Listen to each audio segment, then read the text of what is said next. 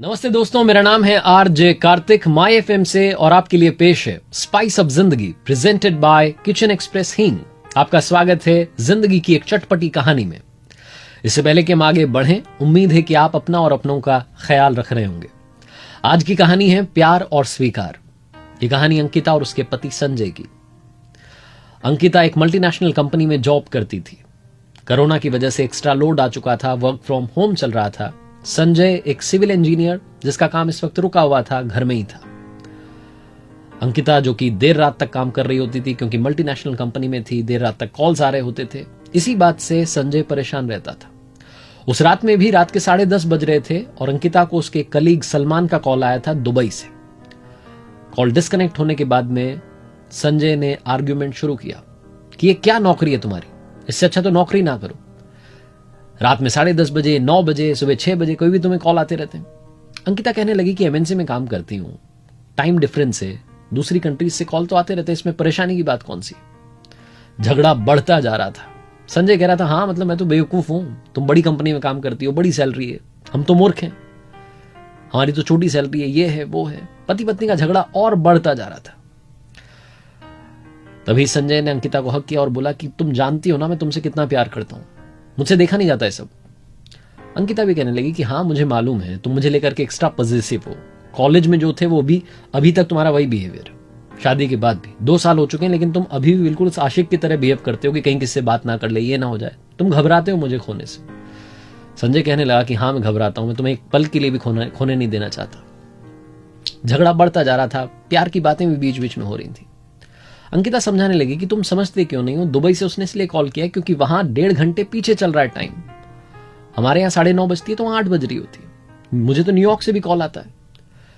लेकिन संजय मानने को तैयार नहीं था। अंकिता ने झगड़ा खत्म करने के लिए अपनी तरफ से एक आर्ग्यूमेंट दिया, एक बात कही, तुम बोलो तो मैं कह देती हूं दुबई के सलमान को कि वो इंडियन जो टाइम है सुबह 10 से शाम 6 के बीच में ही कॉल करे, उसके अलावा कॉल ना करे। संजय ने कहा ये सही है, तुम ये कर दो, और तुमसे नहीं होता तो मैं कॉल कर देता हूं। अंकिता ने फिर से कहा कि अरे तुम समझते क्यों नहीं हो, दुबई का सलमान हो या मुंबई का सलमान, मेरे हीरो तो तुम ही हो, संजय द रियल हीरो। लेकिन संजय को पता नहीं क्या जमी हुई थी, उसने फोन उठाया और सलमान को कॉल लगा दिया, दुबई वाले कलीग को। वो कुछ कहना चाहता था सलमान से। सलमान ने उधर से फोन उठाया, उसने कहा हाँ। इस तरफ से संजय कहने लगा मैं अंकिता का हस्बैंड बात कर रहा हूं। सलमान उधर से कहने लगा कि अरे आपके बारे में तो अंकिता हर कॉल में बात करती है, जब भी बात होती है एक ना एक बार तो आपका नाम ले ही देती है। She loves you so much, बहुत प्यार करती है आपसे, बहुत केयर करती है आपकी। इधर से संजय कहने लगा कि सॉरी, मतलब आपको मैंने डिस्टर्ब कर दिया। उस तरफ से सलमान कहने लगा कि नहीं आई एम सो सॉरी कि मैं आपको वर्क फ्रॉम होम चल रहा है इसलिए घर के समय पर भी डिस्टर्ब करना पड़ता है, क्या करूं, कंपनी का काम है, मजबूरी है मेरी। ना उस तरफ से सलमान ने पूछा कि संजय ने कॉल क्यों किया था, ना इस तरफ से संजय ने बताया कि क्यों मैंने कॉल किया था। कॉल डिस्कनेक्ट हो गई। संजय को अपनी बातों पर पछतावा होने लगा, वो जो शक कर रहा था उस पर पछतावा होने लगा। उसे समझ में आया कि उसकी बीवी उससे कितना प्यार करती है, लेकिन उसके सामने भी दिक्कत है। जो ये नया वक्त आया है, नई मजबूरी आया है, नया संकट आया है, इसमें घर भी देखना है, ऑफिस भी देखना है। छोटी सी कहानी और आखिरी में आपके लिए एक छोटा सा सवाल, क्या संजय का अपनी पत्नी पर इस तरीके से शक करना सही था?